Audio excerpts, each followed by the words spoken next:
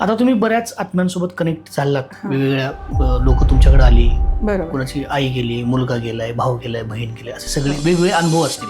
आत्म्यानं असं काही, तुम्ही जसं म्हटलं की मला प्रत्येक गोष्ट धक्कादायकच असते, गोड धक्काच असतो प्रत्येकाचा, पण तुम्ही त्यातनं बाहेर नाही पडला, अशा काही गोष्टी आहेत का की नाही मला तो आत्मा फार इमोशनल वाटला किंवा त्यानं बरंच वेगळं काहीतरी सांगितलं आणि मला त्यातनं बाहेर नाही पडता आलं वगैरे असं? आई आली होती आणि तिच्या मुलीशी कनेक्ट करायचं होतं, ज्या मुलीने सुसाईड केलेलं होतं. तर दोन्ही ठिकाणी ट्रॉमाच आहे. सुसाईडचं कारण घरच्यांना कळत नव्हतं की हिने सुसाईड का केलं.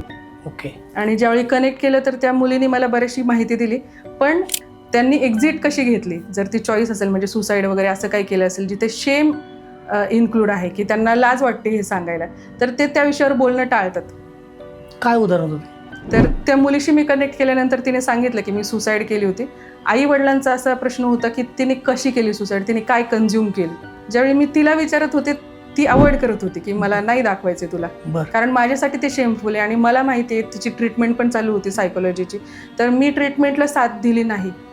हे त्या आत्मा तो त्याचं गिल्ट दाखवत होता, पश्चाताप दाखवत होता की मला चूक कळलेली आहे.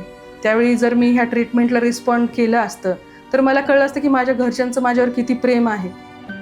हे मी अनुभवच घेतला नाही आणि मी आता गेल्यानंतर आता मला कळतंय, पण आता माझ्या हातात काही नाही.